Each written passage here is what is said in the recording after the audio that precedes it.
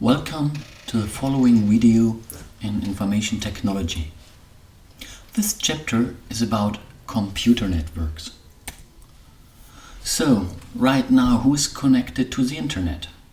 I guess everybody, otherwise you would not be able to listen to this video. But more specific questions, do you know what kind of network you're using right now? You're connected via cable or via radio? Are you at home with the DSL network or Ethernet? What kind of device are you using right now? And what would be the alternatives if you're not, for example, using DSL at the very moment?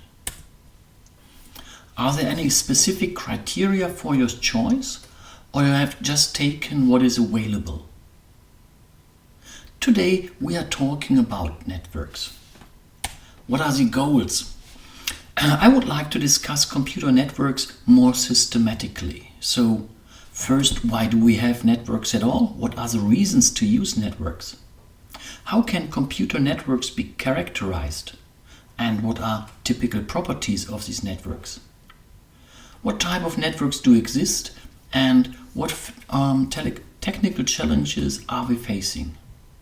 And at the very end, what current trends do we see in today's computer networks? There are lots of different terms when we talk about computer networks. Some people argue about data networks or simply a network. Some argue about teleprocessing or name it telecommunication or data communication and so on and so on. Of course, you can really differ and argue why telecommunication might be something different compared to data communication. But for today we assume these terms are all synonyms. So whatever term I use, I try to use computer network most of the time or simply network. These terms today we use synonymously. So what actually is a computer network? We can start and argue it's a collection of items which are compatible to each other. And they consist of hardware, software, and these hardware and software implement what it's called transmission procedures, or even shorter, a protocol. And these protocols enable these devices to forward bits and bytes between these devices. Now, what are these components? This, of course, can be computers, but then as well as the periphery of computers, for example, keyboards and mouse.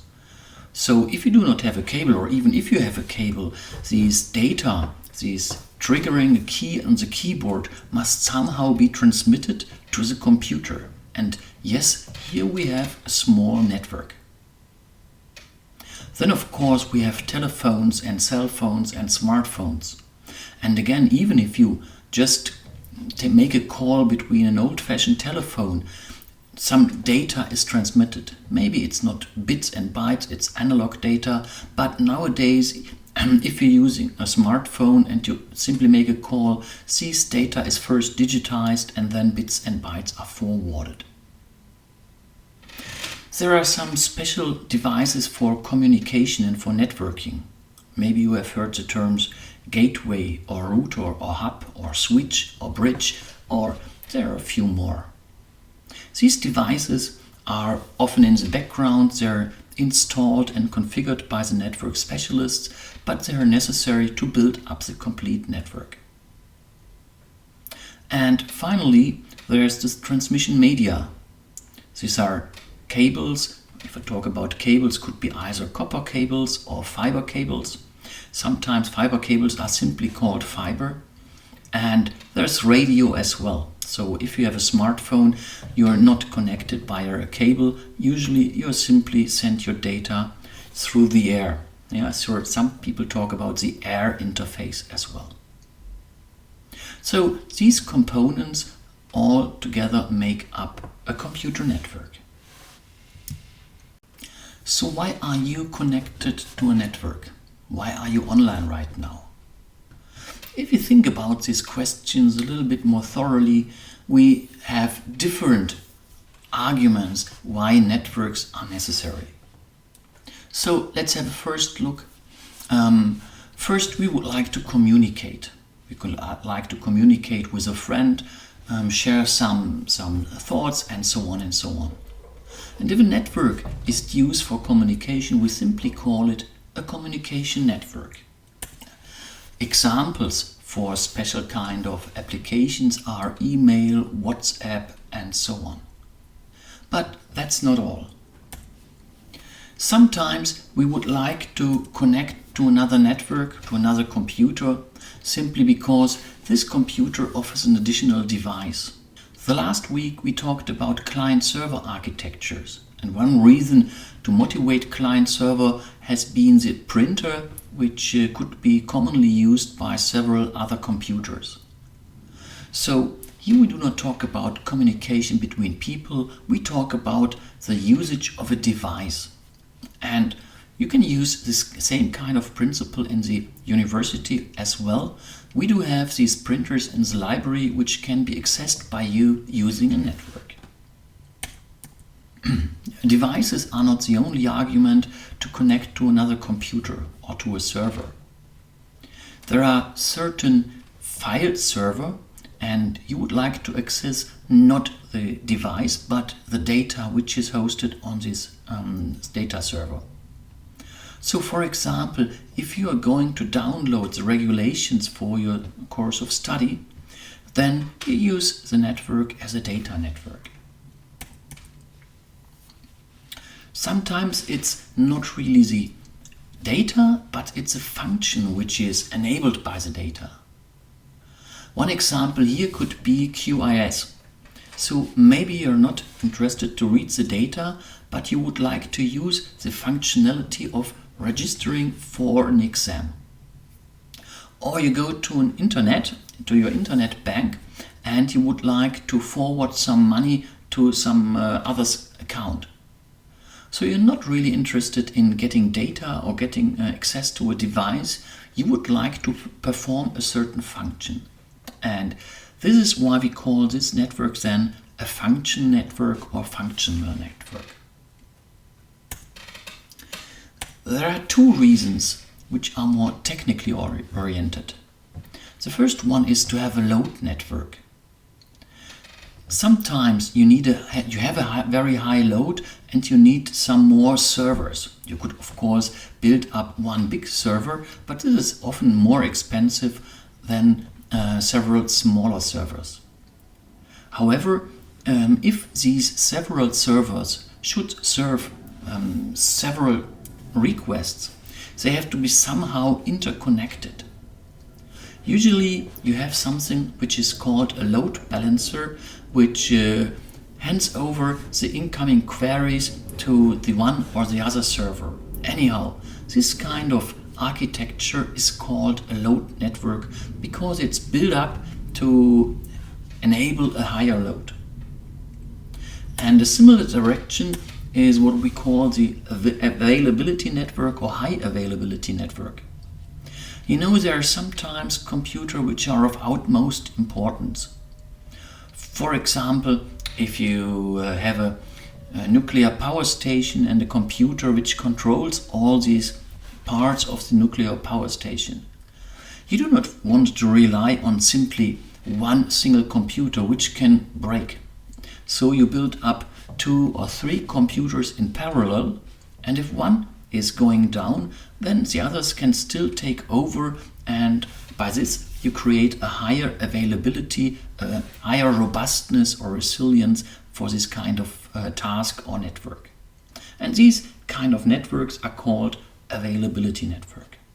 So you see, it's not only communication, there are other reasons to build up networks. What kind of networks or component of networks do you know? And do you know what these components are made for? What specific tasks they do fulfill while networking? How can these networks be characterized, you know? And do you have any specific criteria to choose one network over the other? In the end, there are many different types of networks. Partially they are built on top of each other and they are used in parallel or they are interconnected. And to be able to talk about these different networks and components and tasks with the networks, you have to understand two terms. The first one is protocol, which is same as a standard used for traffic regulations. And the second one is a framework, or sometimes called a reference model.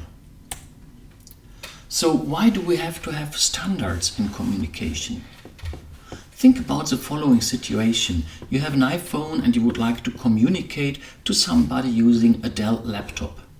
Then there are some more components in between, a router, a gateway, something like that. So if the two devices, the iPhone and all the components in between and the Dell laptop, should communicate in the same way, then they simply have to agree on how things are built up. This starts when you look at your cable. These cables have connectors, and these connectors simply have to fit with the connectors onto your laptop. And they simply have to be standardized. So it's in a way obvious that these things need some kind of agreement, and this agreement in techniques is always called a standard. So what is a protocol right now? Maybe you know the term protocol in some other context. For example, you have a protocol how to behave in the class. Here we have a protocol, for example, the teacher is always allowed to talk. If you would like to talk, you have to raise your hands, and if the teacher picks you up, you can make your statement. Yeah, so this is some kind of agreement how to communicate in a classroom, and if we do not have these kind of protocols, if we do not have these kind of agreements, then communication would not be possible. And even the fact that we maybe talk on English or in a German language is necessary. If the one talks Japanese and the one talks Afrikaans, then probably people won't be able to understand each other. So protocols are necessary there are some kind of agreements in communication, and they are simply necessary to enable and establish communication. There are lots of different things which have to be clarified. For example, the connectors in the computer, or maybe the language we use to talk, or maybe simply the agenda in which we go through several points in a meeting. And to somehow sort all these things, these questions which need to be solved, and to somehow sort then all the protocols which give a solution to these kind of questions, we need some kind of framework. We need some kind of frame to make things more clearly and bring them in a certain order. And these type of frames are called framework or sometimes reference model. This is the ISO OSI Reference Model. ISO is the International Standardization Organization, and OSI stands for Open System Interconnection. This model is maybe the most popular one, although it is more used in theory rather than in practice. Important: the model consists of 7 layers which are built on top of each other. So let's start at the very bottom. So why do we have several layers? Because each of these layers addresses a different type of problem, which then will be sorted out or answered by certain protocols. Let's start at the layer at the bottom, which is called the physical layer. Here, for example, you define how the cables look like, how the connectors look like. So if a certain cable has 8 subcables or 1 subcable, and so on and so on. In the layer above, the data link layer, the question is addressed: how do you get the bits onto this physical medium without getting collisions? The network layer is somehow a crossroad. It's a connector where not only one cable is in, but several cables. And for a bit turning up at this kind of connector, it's a question where to send it. To the cable on the left, straight forward, or to the cable on the right. Not having only this local perspective on one single connector, you'd have to turn on the transport layer, which is having a more global perspective. So if you would like to go from or send an email from Aachen to the US, you don't have to think about only one connector, you have to think what we call end-to-end. So what is the way you have to go through? Communication is often organized in sessions. So think, for example, about a telephone talk. At the very beginning, you set up the connection between two telephones. Then you can communicate, which is the sessions. One person speaks, the other person speaks, and so on and so on. And finally, the session, the discussion is over. And you have to set up, you have to break down this connection again. This is what is done on the session layer. The presentation layer deals with the question how things are coded and maybe encrypted. We already talked about the ASCII or Unicode standard. And of course, if you do communication over the internet or if you do communication in networks, you have to agree how things are encoded. This is done on the presentation layer. And finally, on top, we have our applications, like for example WhatsApp or WebEx to do a video conference, or Netflix, or you would like to browse with your browser and grab information from a web server. And these are applications which somehow organize their different ways of communication. They have requirements on the lower levels. So again, it's important to understand that on each level, different challenges are addressed and protocols give then solutions to these challenges. As argued before, this level is successful but mostly theoretical. In the reality, more simplified versions of layout models are used. So let's have a look on what is most often used in the internet, which is what is called TCP/IP stack, TCP/IP layers. You have this TCP/IP in the middle on the transport and on the internet layer. TCP is this transmission control protocol and IP is the internet protocol. Once again, this simplified model is widely used, and the term internet is often not clearly defined, but from a technical point of view, you can argue the internet is a network where you have TCP/IP just in the middle. And if you compare this TCP/IP model with the OSI model, you can simply see transport layer and network layer are basically the same.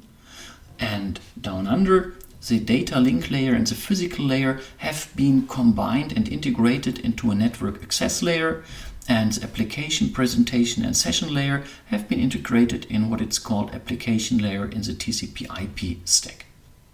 So these application layer, for example, has to take and has to deal with more challenges compared to what it has been done in the OSI model. Let's have a look on some examples to see how these protocols are built up on top of each other. Again, we have in yellow these TCP/IP stack, and on the green side, you see on the green pillar, you see these layers defined by ISO-OSI. Internally, you see in these orange fields some type of protocols. So, for example, on this network access protocols layer, you have DSL or Wi-Fi or UMTS or WLAN. These are all protocols on the lowest level. On top, you have then IP, which is our internet protocol. And here on top you have, for example, TCP. You can use UDP as well. I do not want to go into the details. And on the very top, You have application protocols you probably have used, but maybe you are not aware of that you have used them. So SMTP is standing for Simple Mail Transfer Protocol. So always when you use mail, you are using actually from a technical perspective the SMTP protocol, or FTP, File Transfer Protocol. So if you download information from a server, then you're using FTP. There's many more. HTTP you have probably seen when you use a browser. HTTP is an abbreviation and stands for Hypertext Transfer Protocol. Layered architectures have their benefits. Typical problems and challenges of network and data communication are assigned to different layers. So what makes this kind of layers, or this layered architecture, beneficial? In theory, and often in practice as well, you can replace a protocol within a layer by another protocol without impacting the other layers. You have played with Lego when you have been younger? So you might remember you have a Lego wall built up with several bricks. You maybe have some blue brick somewhere and you would like to exchange it by a green brick. So what you do? You take away all the bricks on top, click out this blue brick, and instead you use a green brick and put on top the other layers of bricks again. And this works simply because the connections down and the connectors to the upper side of these bricks are identical, they are standardized. And so it is in here. So you have interfaces between these layers, and as long as these interfaces are supported by these protocols on a certain layer, you can simply swap the one by the other. And you can use and you can see this, for example, in your smartphone. You have on this network layer both Wi-Fi and WCDMA for mobile communications. So if the one doesn't work because you might be out of an area where Wi-Fi is supported, you directly switch to WCDMA. Basically what happens in the protocol stack is that while you're communicating, the one protocol is exchanged by the other, or the one protocol takes over from the other. You do not have to restart a browser or even install a new browser. That's simply because the browser is simply on this application layer and the Wi-Fi is on the network layer. This might sound usual and normal to you. From a technical point of view, it's not. It has more advantages because being able to easily replace protocols, a continuous evolution is guaranteed. So if you develop something which is very new, you have a better idea of a browser and another protocol which is maybe better than the HTTP. What does it mean? It simply means you do not have to replace all the protocols on the other layers. You can simply work with your smartphone and just have to download one application on your level, on the application level, and then it can rely on the protocols which are already established. This makes evolution fast and easily possible. Let's have a look on the challenges you have to address in computer networks. And you can easily understand these challenges if you compare them with normal logistics, with logistics and transports of goods. So let's first face typical challenges when you would like to transport a container or a parcel. One question is, which traffic ways do exist actually? So do I have a road? Can I use a train, an aeroplane, a ship? And for computer networks, the question is quite similar. What kind of transmission media are available? Do I have any kind of wire, copper wire, fiber wire, or is a radio available, which frequencies, and so on? How do I get access to the road? or into the train. So if I have a container, how do I get the container onto the train? And in the computer networks, how do I get my bits and bytes onto this media, for example, onto the copper cable? Sometimes you would like to switch between traffic ways. So you start sending a container by ship, but in the end you would like to bring it by a car, by a lorry, by a van to this final addressee.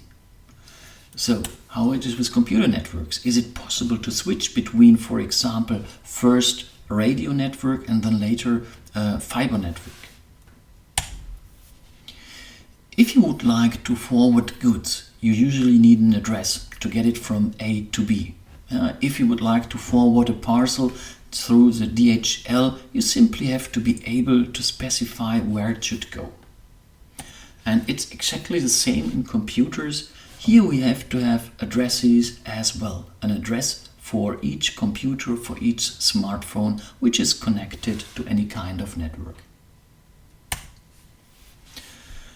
Of course, there are traffic regulations to minimize disturbances. For example, you have traffic lights, there is some certain set of rules, so right comes for left and some things like that. And these kind of regulations you have to in the computer. So what happens if two bits would like to use the same cable at the same time? How do we organize that there is no disturbances?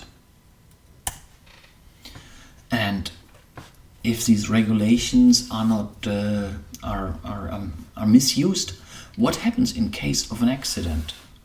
And the same thing in here. What happens in case bits get lost or if a 1 is turned into a 0 by accident? And another thing is, what's the best way to get from A to B? And here as well, what is the best link to forward messages from a computer device A to a device B? Now let's go through these challenges layer by layer. In the upper right corner you can see again our model from the former page, and we have highlighted the layer which we are actually discussing right now. So the first question would be, what kind of transmission media is available? You know some of those. We will go through and discuss pros and cons later on.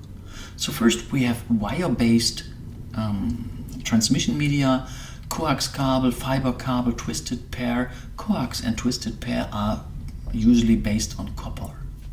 And there is radio. And radio here have different things like infrared, microwave, mobile communication, satellite communication, and so on and so on. And we will touch those as well. But first, let's have a look on simple copper wire. It's called twisted pair. Often it's called twisted pair. It's used or has been used quite long already for telephony. So you have two cables, as you can see in the picture below, which are somehow drilled. And why has it been used in the very beginning? Because it was simply available. So there have been cables in offices already, because basically each office had a connection to the telephone. And it was the main idea, can we reuse this kind of cabling for computers as well? And yes, we could. And actually there are some pros. For example, it's cheap. The cable is cheap to produce, it's very cheap to install. It's easy to install, so you can really squeeze it, you can let it fall. It's robust, again, many things. Nowadays we have different types of twisted copper cables. For example, in the figure below you see a Cat5 cable, which has 4 times 2 cables. So 4 pairs of 2 drilled cables. And these are then squeezed into a connector which you can see on the left side. This connector is called RJ45, and this is basically the one which is connectable to each laptop and or desktop. It's cheap, it's easy to install. However, a drawback is the transmission capacity is not that high. There's another copper cable you have seen probably as well, which is a coax cable. So while you have different cables next to each other in the twisted pair, the coax cable is designed in a way that you have basically two cables. The one is inside and the other one is more outside. As you can see in this diagram with blue and green, you can see there is a conductor inside, then you have some isolation outside, again a conductor, and it's a very outside isolation again. This way it is still easy but a little bit more complicated to produce this type of cables, but the transmission capacity becomes better. These type of cables you can see, for example, in the antenna of your TV. Yeah, so here you have probably seen the connectors you can see on the very left. The cable which is able to transport most data is a fiber cable. Basically it's glass, so you have small pulses of light. And if you have this kind of fiber cable, then it often, or usually it's a bundle of small glass fibers, each of which is smaller than a human's hair. The advantage? It has a very, very high bandwidth, so you can transport up to terabit per second over one single fiber. The disadvantage is it's not that easy to install. As it is glass, it's breakable. So even if you, for example, let a fiber cable fall down, the inside could break, and then it's no longer usable. Then to connect it to a computer is not that easy as well. So fiber is not that much used in offices. It's simply too complicated to install it. It's mostly used in the data highway. And nowadays people argue about fiber to the home, which means you have one fiber cable getting to your house, but inside the house you still would use copper cables to connect all these devices inside the house to the switch or the gateway down under the cellar where the fiber cable ends. How do you get access to this media? How do you get your bits on this cable? We'll give one example, the well-known protocol CSMA, or Carrier Sense Multiple Access. This protocol is, for example, used in the Ethernet protocol. So if your computer is connected via a cable to the internet, then it probably uses this CSMA protocol. So what does it mean? All computers are basically connected to the same medium. So if you have one cable, all computers are directly connected to this cable. That's what multiple access stands for. All computers are constantly listening, sensing, if data is already transmitted. That's what Carrier Sense stands for.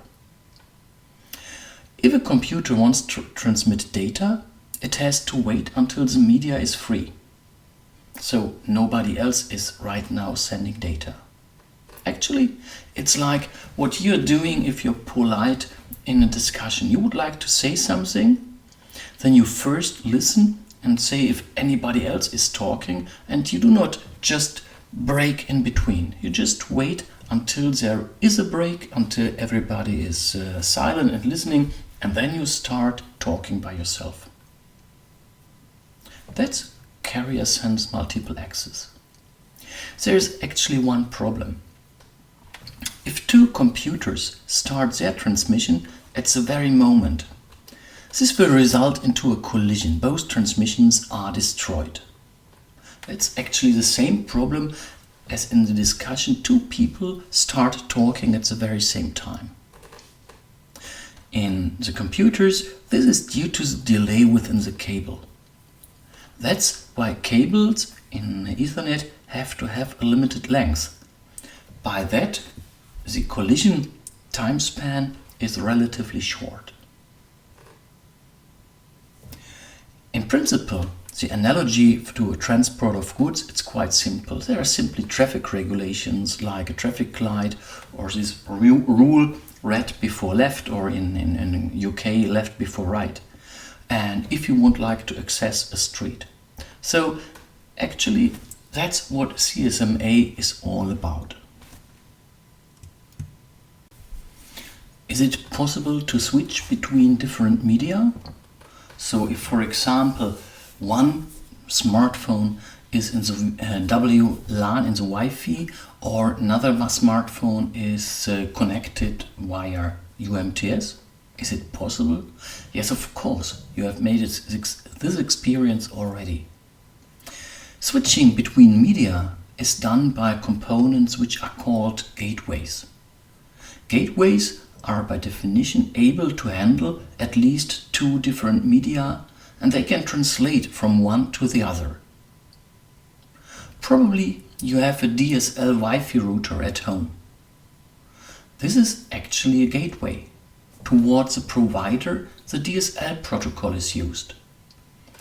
If you have Wi-Fi switched on, your smartphone might be connected through the Wi-Fi. This is called AO2.11a protocol. Or if you use a cable, for example for your laptop, your desktop is connected via Ethernet. Here, this DSL Wi-Fi Ethernet router actually is a gateway which is able to translate between three different kind of protocols. You have an analogy in the normal transport of goods. You have, for example, container terminals to move the containers from a ship to a van, or from a van to a train. And other possibility would be special transfer sites to fill up containers with parcels, and vice versa, take the parcels out of the container again. Every computer needs an individual address. In each network, all participants require a unique address. Usually, this is simply a combination of bits. Some networks use a so-called MAC address of the computer, or more exactly, the MAC address of each interface of the computer. For example, Ethernet or Wi-Fi or Bluetooth. The MAC address is assigned by the manufacturer and permanently written into a chip. The MAC address consists of 48 bits, and usually it's presented in a hexadecimal way, like the following. If a computer wants to connect to a network, it first publishes its MAC address so that the computer or the interface is identifiable. Actually, to define a MAC address is not that complicated. It's more the organizational part. So how you can guarantee that, for example, Dell computers have a different MAC address compared to, for example, IE phones. In principle, this is done by assigning certain address spaces to, for example, Dell and to all other companies who provide interfaces. There is an analogy of course in transport of goods. If you would like to send a letter to a person at address B, then you know the address B is simply composed of the name of the street number, zip code and the city.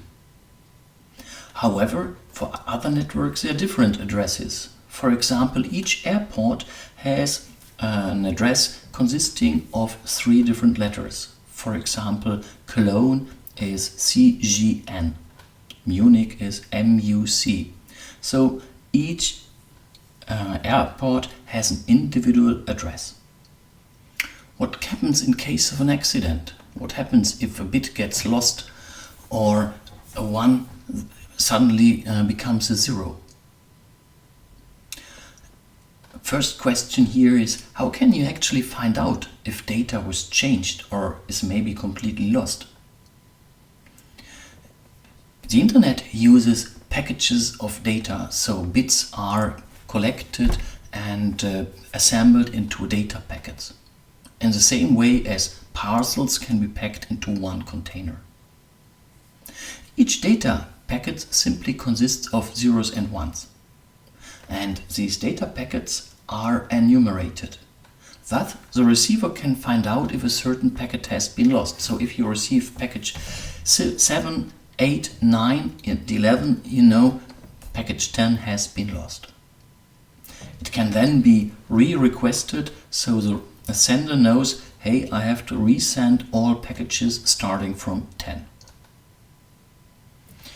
How can you find out if, let's say, the data inside a package is manipulated or changed, or maybe a bit is lost? Each data packet gets a checksum. Checking this sum, the receiver can find out if the data packet is received correctly. Actually, the same principle is used with your student number. Your student number at the FH Aachen consists of 7 digits. Not each and every number is assigned to a student, because the 7th number is calculated based on the first 6 digits.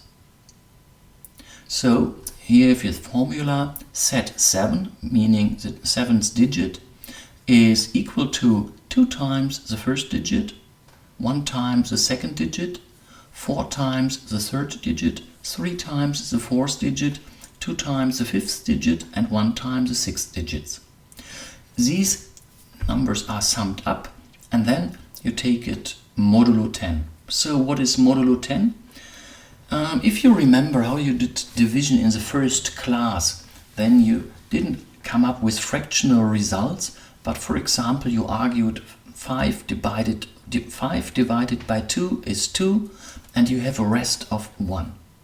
And this 1, the rest, that's actually what modulo is all about.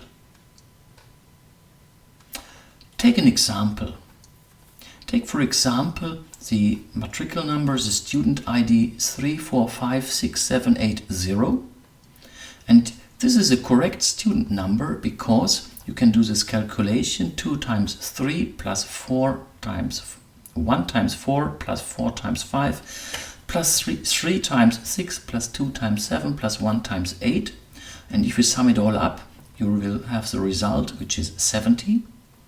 And if you divide 70 by 10, you get 7, and there is a rest of 0. So 70 mod 10 equals to 0.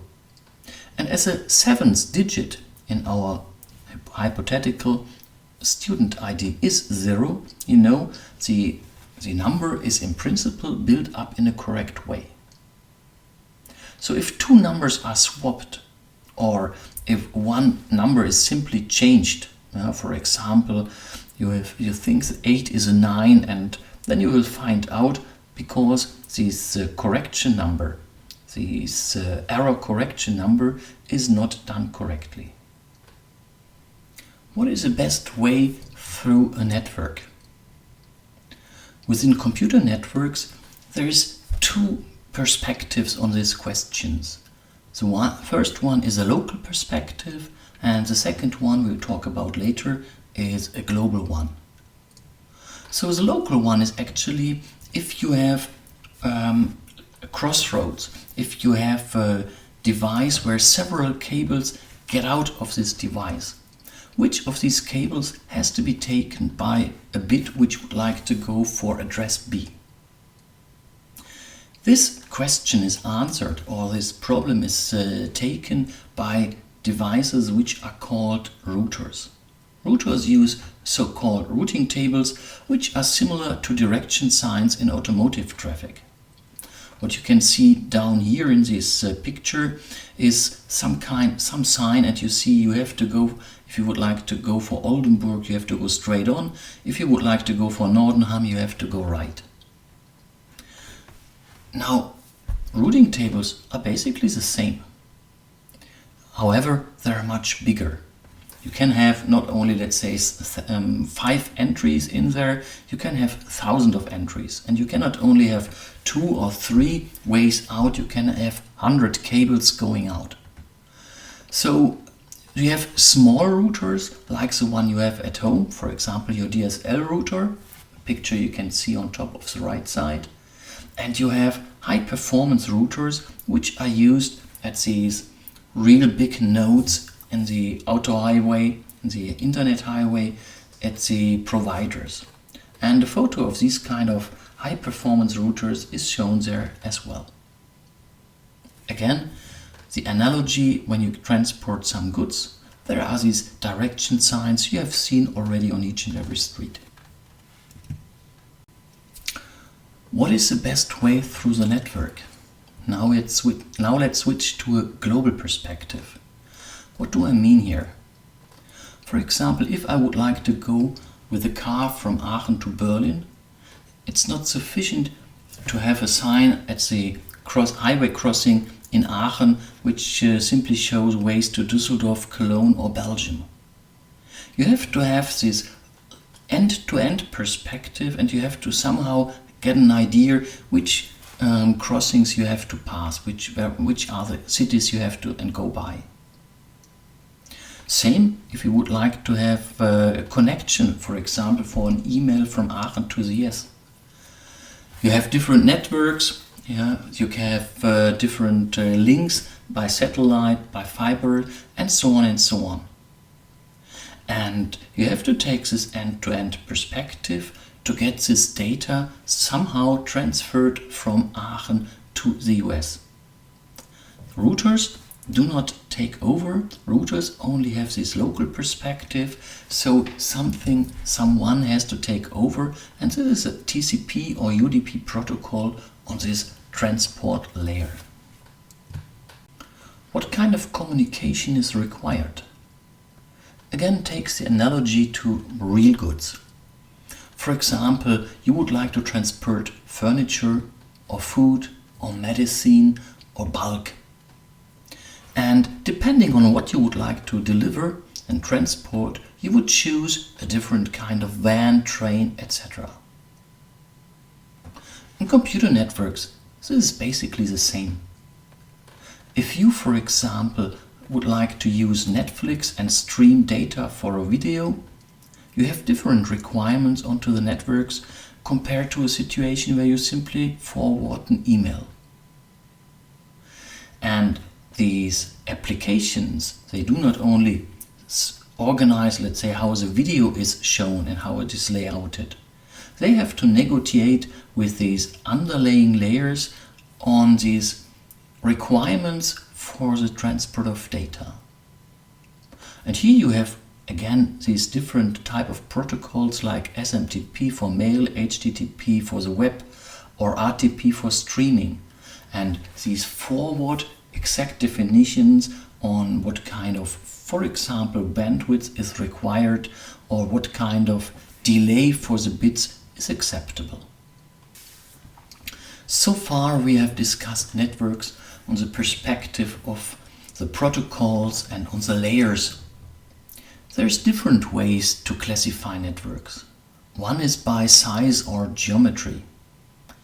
You can define networks, or you can differ between networks with respect to their size. For example, how far away are the two components, how the two computers which shall be connected. Another perspective on the same question could be the two devices could be in, you see in the list, same room, same campus, same country. Probably you have heard about a LAN, a local area network. You know this term wireless LAN or Wi-Fi, which is simply a wireless local area network. We talk about a LAN if we have a size of a room, a building or a campus. Maybe you've heard as well of a wide area network, the WAN. So this is what actually today is the internet highway. Traditionally, there is something in between, which is the metropolitan area network, or MAN. And this metropolitan area network doesn't exist anymore. So in fact, it's sufficient to have LANs and WANs to do most of the other things. So a LAN is usually organized by by our university, for example, or by a company or by a private person if you have a LAN at your home. And then you have a direct connection to the WAN by your provider. However, there is more. There is a personal area network, which is smaller than the LAN. If, for example, your keyboard or your mouse is connected to your computer by Bluetooth, it's not really a local area network, it is something smaller in size, and this is called a personal area network. And on the other side, we sometimes talk about a GAN, a global area network, which in the end is the internet. But from the perspective of the technology, it's nothing else but the WAN, which is simply a little bit bigger. Nowadays, we do have a BAN, a body area network. This is when we have sizes smaller than 1 meter. In the following diagram, you can see some networks. On the x-axis, you can see the distance in kilometer. So you can see LANs and MANs and WANs starting from 10 meters going up to more than 1,000 kilometers. And in the y-axis, you can see the capacity of these networks in megabit per second, starting from a kilobyte per second going up to 10,000 megabit per second. To differentiate between different media, radio networks are given in green, fiber networks in blue, and red is the copper networks. What you can directly see is that fiber is the fastest, has the highest capacity. So here we are going up for capacity starting from 100 megabit going up to more than 10,000 megabit per second. What you can see as well is that typically fiber networks are bigger in size. They start with around 100 meter going up to several hundred or thousand kilometers. That's our data backbone, that's our data highway, the internet highway. If you stay with a cable, then you have the copper-based networks, and there in principle have a lower capacity. So you have USB 3, USB 2, ADSL and so on. And usually they are used on the LAN side. The only exemption here is ISDN, which is the old telephone cable, which is still in use today. And finally, when it comes to radio, you can see that you have on the one hand these big networks, radio networks, UMTS, LTE or 5G. You can see that 5G is not that big in geometry, meaning you have to have more base stations. And then there is things like Bluetooth and Wi-Fi, and they start with a smaller geometry, with smaller distances, but they are not that big, so you can just go up to maybe 100 meter, probably a little bit less when it comes to Wi-Fi, and probably only to 10 meters if you have Bluetooth. If you just have a look on USB, you can see USB point 1 point, USB 2 point, USB 3 point, and you can see that it's becoming faster and faster. That's what we discussed the last week. So it's a similar effect like Moore's law, simply for networks. So far we have mostly talked about cable-based or wire-based communication. But of course there is wireless communication or radio communication as well. You use mobile communication, mobile internet, or you use Wi-Fi. Why do you do? Main reason is comfort and mobility. So if you, for example, sit in the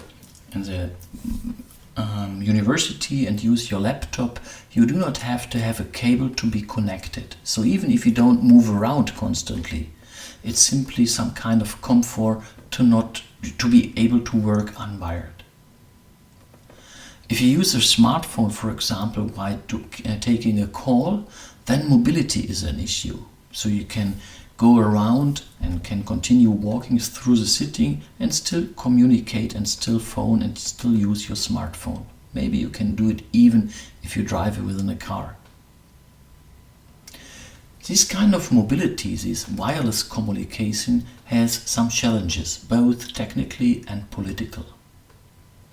Technical issues are, for example, the radio, the antenna technology, or mobility when it comes to handover. So you're out of the range of one antenna and you have to move into another antenna. That's called a handover, which is quite a complex issue for a network.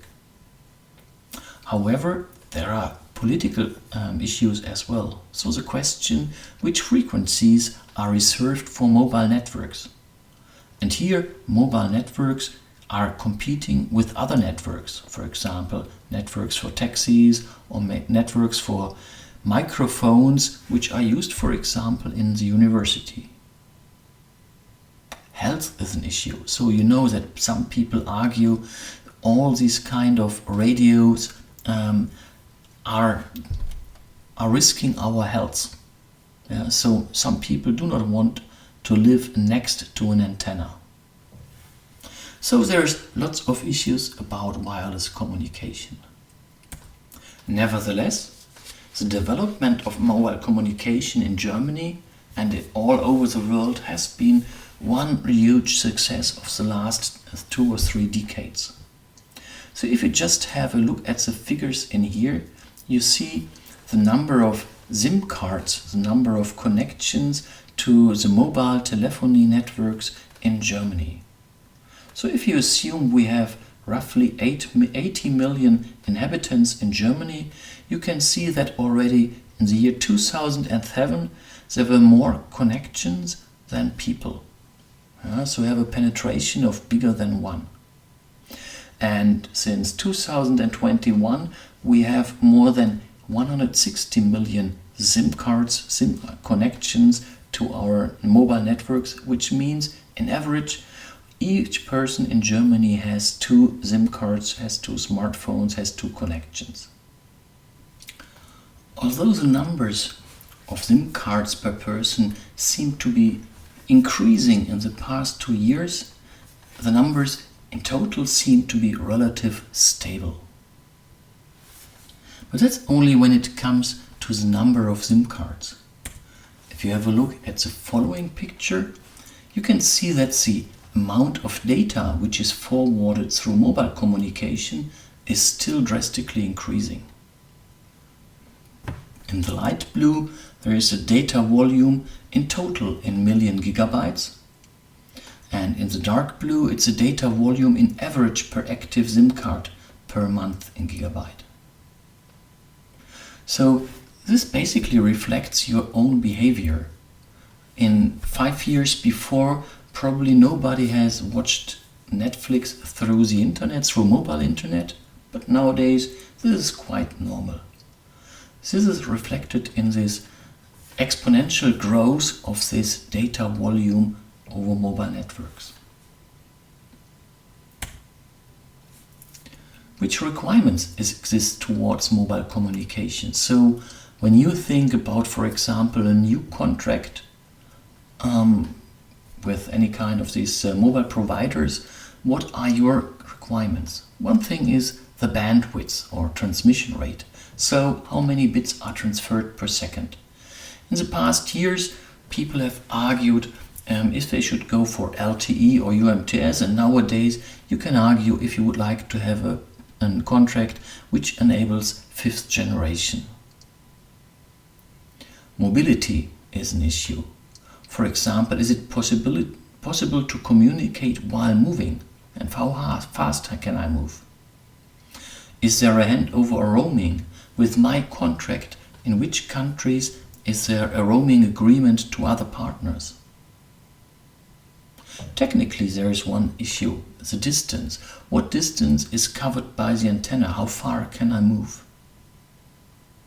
Security is another one. We have talked about that standards are necessary, which means if your computer works according to the same standard as other computers, then in principle other computers can listen, can sniff your communication as well.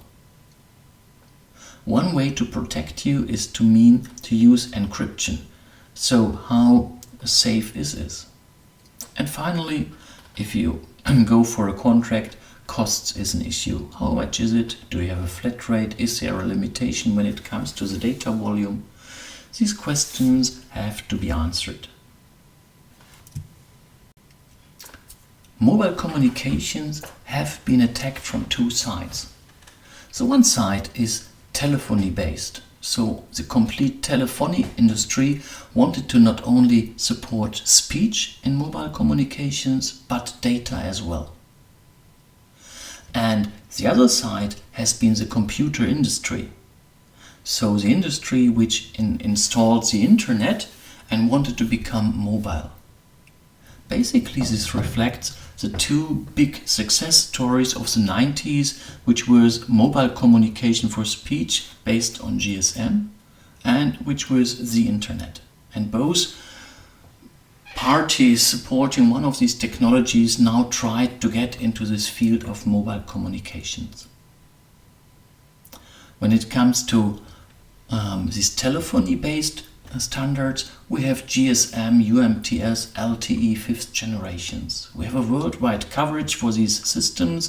Usually you have a contract by a provider and payment by flat rate or data volume. Standardizations are done by organizations, for example the CCITT. If you have a closer look on these telephony-based standards, then it starts with the GSM, the Global System for Mobile Communications, in the 90s. Again, this standard was made for speech, not for data.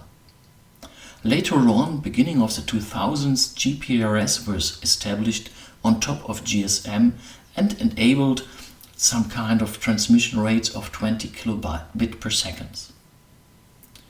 Later on, UMTS or WCDMA were developed, and by 2005 bandwidths of up to 384 kilobit per second became possible. This is called the third generation of mobile networks. Nowadays, most of you are using LTE, long-term evolution. It's called the 5G network and offers capabilities up to 300 megabit per second. And right now, the 5G network, 5th generation network, which is going up to 20 gigabit per second, is to be established. I have here the numbers of these networks, and what you can see is that 2G stays. So if you have on the last row the number of base stations, you see it's still increasing. So we have had 70,000 in 2019, 72,000 in 2020 and 74,000 in 2021. Why that? Because people are still talking through the mobile smartphones, and for these kind of services, the GSM network is relatively stable and useful and efficient. However, you can see that 3G disappears. In 2019, nearly 60,000 base stations have been available. That's the same in 2020, but in 2021 they have gone down to just 600. At the same time, LTE has taken over. So 62,000 in 2019, 82,000 in 2021. And the new network 5G is popping up with just 100 base stations in 2019 and now 29,959. Although the last has to be taken with care, because 5G requires how much more base stations to cover a complete country. So we are by far not reaching coverage for Germany right now. When you have a look on these computer-oriented standards with respect to mobile communication, These have been developed or standardized by IEEE or ISO. Typically, no handover or roaming is possible, so the idea is not to move around with your computer, but just to work wireless at a certain specific place. One candidate here is wireless fidelity. So typically, you're not hurrying around while you're typing into your computer. You just would like to have the comfort of not being connected via a cable. These type of networks have different specifications, so you see the series 802.11a, AD, G, and so on and so on. And they started with 10 megabits per second and now are going up to gigabit per second. The access point is usually directly connected via cable to the internet. That means no gateway is required to get into the internet. Coverage, several meters, and no walking around allowed.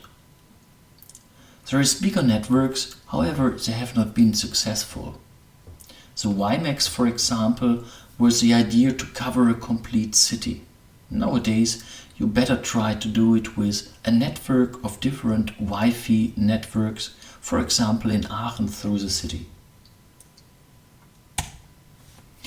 There are some other standards, for example Bluetooth, and Bluetooth has not the idea to connect several computers, but has the idea to connect devices to a computer, for example a camera, or your smartphone, or your keyboard, or your mouse. And there is even smaller networks, so-called near-field communication, which is based on the RFID technology. So the goal is to explicitly have only a small coverage. You can see on the picture on the right somebody is doing mobile payment. And the idea of this near-field communication is that you actually have to hold your mobile phone or your credit card quite close to this device where the payment is taken. Simply to avoid sniffing by somebody else. So to have small coverage only should increase the security. Let's have a look on capacity versus mobility, and then you can see on the x-axis different levels of mobility. So you have indoor room or building networks, and you have mobility outside where you can not only be stationary but walk or even drive around. And you can see all these networks developed by the computer industry, so Wi-Fi and Bluetooth and near-field communication, are more located on the left side. So they support indoor mobile communication, but not really walking around. And on the other hand, you have these 5G, LTE, UMTS and GSM, which from a mobility perspective go up to walking and driving. Finally, let's discuss two tendencies when it comes to computer networks. Networks have in the past been formally separated, especially these communication networks. We have data networks for computer, and we had telephone networks for telephones, and we had cable networks for TV, and so on and so on. Nowadays, these are all interconnected. So you can use your telephone and telephone over a data network, and you can use a data network for TV, and so on and so on. This has advantages and disadvantages. So the disadvantages is all these data are interconnected and you can treat them more as simply one, so you can connect your TV via the internet and so on. However, they are more vulnerable nowadays. So if there is a virus in a data network, it will most probably spread into cable networks for TV and telephony as well. There is another tendency, the Internet of Things. Today, or in the past, most of the communication has been between people. While the data volume is still increasing, the number of mobile devices like smartphones, laptops remains more or less static, not only in Germany but worldwide. In the future, the so-called machine-to-machine communication will become more relevant. Example, self-driving cars or Industry 4.0 or Internet of Things or smart home. The number of so-called IoT devices, Internet of Things devices, will outnumber the number of mobile devices for people in the near future. There is a prognosis, and they speculate about 75 billion IoT devices by mid of the decade. Again, in the near future, the machine-to-machine communication will become dominant over the people communication. Let's see what will happen in this respect in the future.